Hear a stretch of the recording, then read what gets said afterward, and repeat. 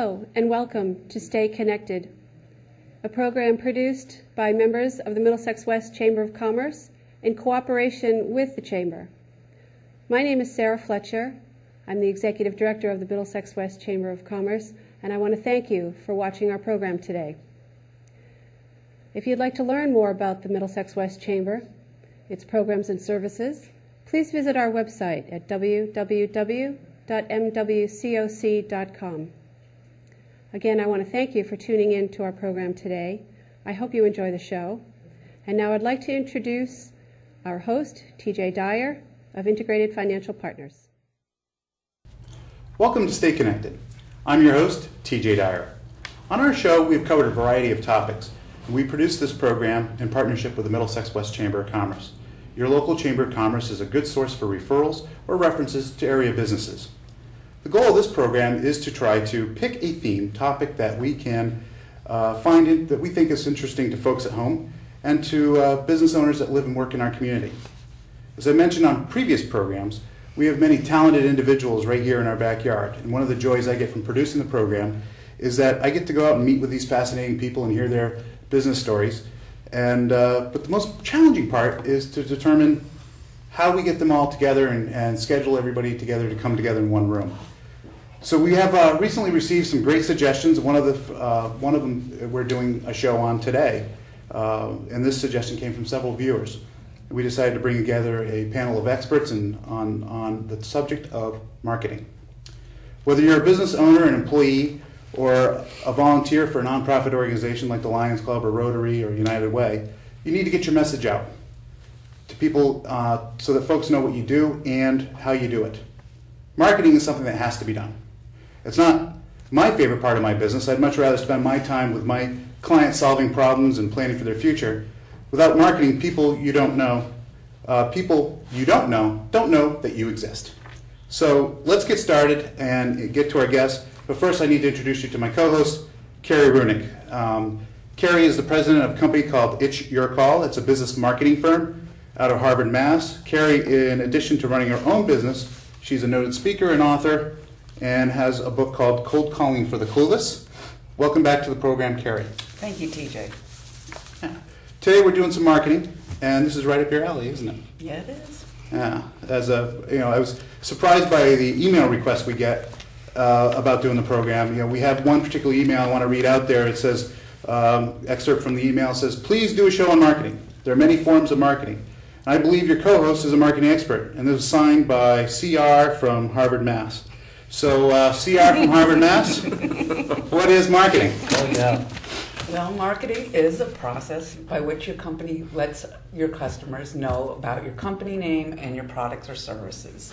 And once program is implemented, it just needs to be done consistently, and then people will start seeing results. Now, TJ, you put out a weekly newsletter, and although you said you didn't like the marketing, you do it on a weekly basis. I'm sure starting it up was really painful, but now that you're doing it, it's just become part of the process, and I'm sure you're finding it effective. Am I right? No, you're absolutely correct. But why don't we get to the guests and go ahead and introduce the experts we have today. Okay. Well, on my left, we have John Lawler. He's a principal for Practical Decisions. He has more than 25 years' experience in frontline middle management and senior executive positions. John has helped small and medium-sized businesses achieve improvement through focus, accountability, discipline, and organizational alignment. John is a business advisor and executive associate accredited by the Institute for Independent Businesses. Welcome, John. Thank you, Karen. Next, we have Kathleen Beth. She is a UPI award-winning journalist with more than 2 decades of experience as an independent consultant. A former editor of the Chelmsford Independent newspaper, her features have appeared in regional and national publications. She's the founder and principal of Right Connections, which specializes in customized public relations and information campaigns for artists, entrepreneurs, and small business owners. Kathleen is a writer and public relations strategist. Welcome to the show, Kathleen. Thank you. It's my pleasure to be here. And at the end, not last but not least, Lou Genovese, the owner of Smudge Graphics And for the last 15 years, he has been bringing the clarity of visual experience to business communication through effective design in print, illustration, and on the web. His passion has helped many clients increase the power of their marketing. Welcome to the program. Thank you. Glad to be here. Yes, thank you all for coming in today. And so want to get started because we've got a ton of questions that I'd like to ask. And I know Carrie has some questions too. But we want to, looking at different things, like I said before in the opening, regardless of the size of your business or the age of your business, you have to do marketing. You have to let people know you exist.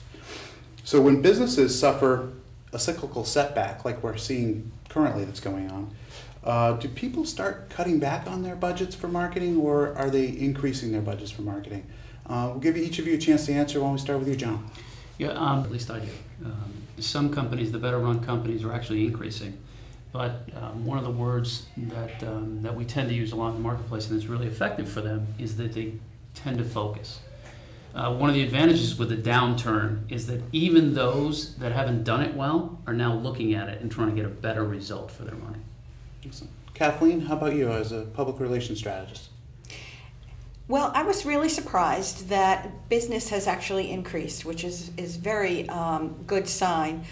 The smart business owners recognize that now is the time to tell people what you do and how you do it. It's not the time to sit back and say, I hope people come to me and try my business. It's now the time to get out there and promote your business. Great. Lou? Well, rather than see any specific increase or decrease, I am seeing a lot more, as John said, more focused. People are being a lot more critical about what they're doing with their money, making sure that they get the message right going through the process. Great. Kathleen, you have many talents, and one of them is helping your clients get publicity. How does a person improve their chances of getting press coverage? Well, clients that come to me usually are solopreneurs or small business owners or startups, and they want me to do a press release for them. And that isn't really what the editor is looking for. The editor is looking for a story about a person. So I try to work with the client and see what it is that they do that's unique, not their business, but what's unique about them. And that will interest an editor much more than a story about a new product or a new service. Great. Lou, graphic design. Why is that important for marketing? Well, many companies are trying to get the right message out there. And if you have an incredibly powerful message, it's a great message that you need to get out there. But if you don't present it in a format that is acceptable and easy for people to digest, it just won't come across, or people won't even read it in the first place.